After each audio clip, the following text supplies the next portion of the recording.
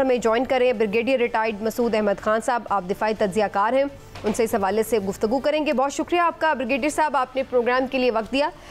Sir, सबसे पहले तो आज ये जो वाक़या पेश आया है और शहादत हुई है हसन नसरुल्लाह की, कितना बड़ा नुकसान है ये हिज़्बुल्लाह के लिए, और जो एक मज़ाहमत जारी थी फ़लस्तीन और लिबनान की तरफ से, उस मज़ाहमत को, उस कॉज को कितना नुकसान पहुँचेगा? हाँ, बहुत शुक्रिया समीना। देखिए, मेरे ख्याल में ये वक्ती तौर पे एक सेटबैक यकीनन जरूर है हम इसके लिए, हिजबुल्लाह के लिए, इवन ईरान के लिए। लेकिन ये देखें, ये तहरीक है, एक कॉज के लिए है, चाहे वो हमास वाले हों या हिजबुल्लाह वाले हों। ये लीडरशिप रिप्लेस होगी, लेकिन वही उस मोमेंटम के साथ दे विल कंटिन्यू। जिस तरीके से आज उन्होंने रॉकेट अटैक्स दोबारा किए हैं, तो वक्ती तौर पे है, और वक्ती तौर पे इजराइल के लिए एक अचीवमेंट है, एक विक्ट्री है जो वो सेलिब्रेट कर रहे हैं। लेकिन ये कोई परमानेंट नहीं है। अभी देखें, इसके बाद जो इम्प्लीकेशंस होंगी वो देखने वाली होंगी। ब्रिगेडियर साहब, ये फरमाइएगा कि इसराइल जिस डटाई के साथ ये सब कुछ कर रहा है, और अमेरिका बहादुर जो कि वैसे इंसानी हकूक़ का चैम्पियन बनता है, लेकिन अभी कल की बात देख लें कि नेतन्याहू ने जब वहाँ अक़वाम मुत्तहिदा में तकरीर की, तो उन्होंने उस वक्त बरमला इसका ऐलान किया था कि वो ये जंग बंद नहीं करेंगे बल्कि जंग जारी रखेंगे। और आज इसके बाद भी अमेरिका ने उस इसराइल के दिफा का ऐलान किया कि हम उसका दिफा, भरपूर दिफा करेंगे। इन सारी चीज़ों से आप क्या समझते हैं कि अक़वाम मुत्तहिदा का जो रोल है वो सिर्फ तकरीरों का ही नहीं रह गया? अगर वो दुनिया में अमन के लिए कुछ कर ही नहीं सकता अमलन, और अमेरिका बहादुर के सामने सब कठपुतलियाँ हैं, तो हमें तो ऐसा लगता है कि शायद हम दोबारा उस जहालत के दौर में चले गए हैं जहां माइट इज राइट समझा जाता था और जो ताकतवर है वो अपनी मर्जी करता फिरे। देखें जी, एक तो बड़ा बात तय है कि इजराइल जो है अभी कंट्रोल से निकल चुका है। वो डिसरिगार्ड कर रहा है तमाम, इवन अमेरिका के कहने की चीजें वो नहीं मान रहा है, अपनी बिल्कुल मनमानी कर रहा है। एक तो वो चीज है। ये रही बात है जनरल असेंबली, हमने देखा है कि वो बिल्कुल इम्पोर्टेंट हो चुकी है। सिक्योरिटी काउंसिल देखा, वो बिल्कुल खत्म हो चुकी है। जब इतने आप यूनानिमस रेजोल्यूशंस आए सीज़ फायर के लिए, वो इम्प्लीमेंट नहीं हुए। और इसके साथ साथ देखें, इंटरनेशनल क्रिमिनल कोर्ट के डिसीजन से वो इम्प्लीमेंट नहीं हुए, और इंटरनेशनल कम्युनिटी ने कई दफा कहा वो नहीं हो सके। तो इसराइल तो एडमेंट है कि मैंने ये कंटिन्यू करना है, ईरान को इस पर ड्रैग करना है। अमेरिका का इंटरेस्ट अभी ये रहा है कि इलेक्शंस होने जा रहे हैं अमेरिका में 5 नवंबर को।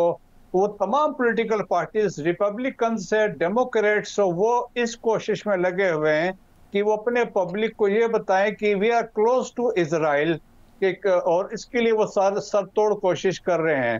तो ये एक किस्म के समझ ले कि उनका एक पॉलिटिकल इंटरेस्ट भी है। और सेकंड, उन्होंने ये यकीनन कहा अगर ईरान इसमें इन्वॉल्व होता है तो we will come to defend Israel. तो वो इंटरेस्ट की गेम है। जूइश लॉबी बहुत स्ट्रांग है अमेरिका में, दे कंट्रोल फाइनेंशियल मार्केट्स भी, और मीडिया को भी कंट्रोल करते हैं। तो दैट्स वाई कि वो समझ ले उनके तो उनको सेटिस्फाई कर रहे हैं। लेकिन ब्रिगेडियर साहब, ये ईरान का आपने जिससे कि जिक्र किया, आपको लग रहा है कि ईरान इस जंग में बराह रास्त इन्वॉल्व होगा? नहीं, अभी मेरे ख्याल में अब भी ईरान की कोशिश होगी कि वो इसमें इन्वॉल्व ना हो। अभी देखें, जो रिएक्शन आएगा ये प्रॉक्सीज की तरफ से आएगा, एक्सिस ऑफ रेजिस्टेंस की तरफ से आएगा, जो ईरान के लिए they are the first line of defence है। ईरान के सिक्योरिटी, उसके लिए अभी आप देख लें कि अगर आप देखें कि नीचे से हमास से इस्लामिक जहाद थे जो फ़लस्तीन से सपोर्ट करेंगे, हिजबुल्लाह ऊपर से इंटैक्ट है, सीरिया में एलेवाइट्स हैं वो ऑलरेडी तैयार बैठे हैं, और 10,000 के करीब जो लेबनान से लोग गए थे हिजबुल्लाह वाले लड़ने, वो वहाँ भी बैठे हुए हैं। और इसके अलावा अगर आप आए इराक में, तो इराक में बहुत बड़ी प्रेजेंस है। वहाँ पे बदर ऑर्गेनाइजेशन है, वहाँ पे अहल हक एक ऑर्गेनाइजेशन है, वो वहाँ पे है, खतीब हिजबुल्लाह है। और नीचे आप आए तो रेड सी में होती से द स्ट्रॉन्गेस्ट जो है वो होती से नीचे। और इसके अलावा देखिए, रीजन के अंदर अल-कुद्स फोर्स की अपनी प्रेजेंस है। जिस तरह वहाँ पे उनकी डिस्ट्रीब्यूशन है कि एक रमजान फोर्स है, they are responsible for Saudi Arab है, एक लेवेंट फोर्स है सीरिया के लिए है, एक रसूलुल्लाह यूनिट है वो सऊदी अरब के लिए है, और इवन अफगानिस्तान की भी एक वहाँ पे यूनिट बनी हुई है। मसूद खान साहब, मसूद खान साहब, आपने ये दर्जनों नाम तो गिनवा दिए, लेकिन क्या आप ये नहीं समझते कि मुस्लिम उम्मा, हम जो बात करते हैं हमेशा ये कि मुस्लिम उम्मा जो है अपना किरदार अदा करे, लेकिन अमलन इस वक्त अलमिये की बात ये है कि हमारे पास मुस्लिम उम्मा में कोई ऐसा लीडर नहीं है जो पूरी उम्मा को इकट्ठा कर सके। और ख़ास तौर पे जो मिडल ईस्ट की सियासत को समझते हैं लोग, उनका ये मानना है कि शायद तीसरी आलमी जंग से डरा के मुसलमानों को वैसे ही दीवार के साथ लगाया जा चुका है, और ईरान जो है वो इसलिए भी इस जंग में नहीं आना चाहता कि ईरान को ये दिखाया जा रहा है कि जी अगर आप आएंगे तो फिर ये दायरा फैल के रूस, तुर्की, पाकिस्तान और आपके हमसायों तक फैल जाएगा और फिर बात रुकेगी नहीं। देखें जी इमरान साहब, पॉसिबिलिटीज तो सारी हैं। एक तो देखें कि पहले अभी जो कार्रवाई होगी ये प्रॉक्सीज की होगी, एक्सिस ऑफ रेजिस्टेंस एक्टिव होंगे।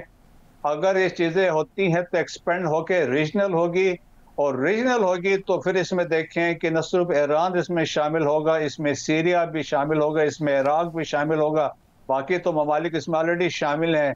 लेकिन ओवरऑल रीजनल अगर आप इंटरनेशनली देखें, ग्लोबली, तो मिडिल ईस्ट में भी एक कन्फ्लिक्ट चल रहा है, वहाँ पे भी लोगों का कन्फ्लिक्ट ऑफ इंटरेस्ट है, और इसी तरह यूक्रेन में भी एक लड़ाई चल रही है। वहाँ पे तो ऑलरेडी पुतिन ने थ्रेटन किया है कि अगर वहाँ पे कोई लॉन्ग रेंज मिसाइल्स फायर होते हैं मॉस्को के ऊपर तो वो he will not hesitate to use nuclear weapons. अगर कोई इवन कन्वेंशनल वेपन यूज करते हैं supported by a nuclear armed country, तो इस तरह की एक सिचुएशन है, तो डेंजरस है, इस किस्म की एस्केलेशन हो सकती है। तो it depends on the international community में जो लोग जो करता धरता हैं, में मेनली अमेरिका भी है, इसमें चाइना भी है, रशिया भी है, यूरोपियन यूनियन भी है, और मिडिल ईस्ट में सऊदी अरब का एक बड़ा किरदार होगा, कतर का बड़ा किरदार होगा। इनको सोचना चाहिए कि सिचुएशन हाथ से किसी वक्त भी निकल सकती है।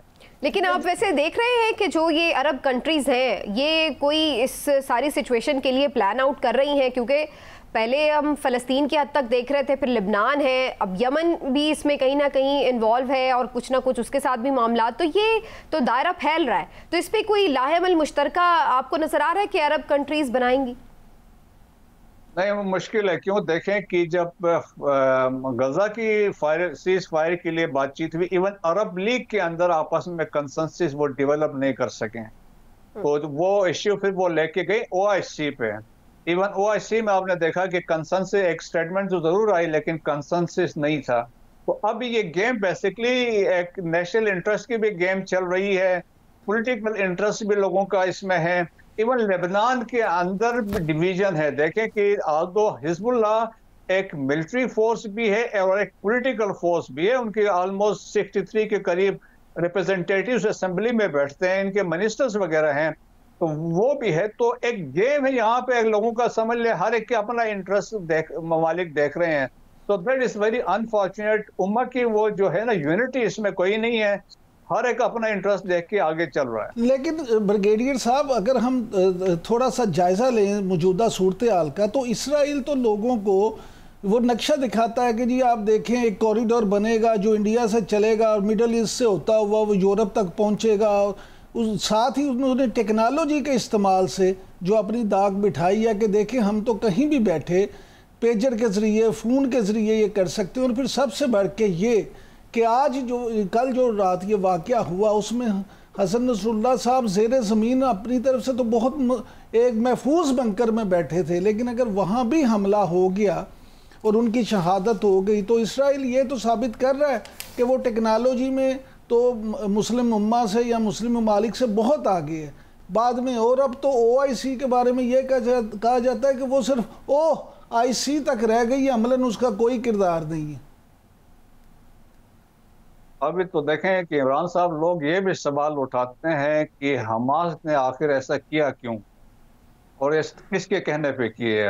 7 अक्टूबर वाला जो हुआ तो उससे भी देखें कि जिससे वो चीज़ें हुई हैं तो वो भी मुख्तलिफ सवाल उठते हैं।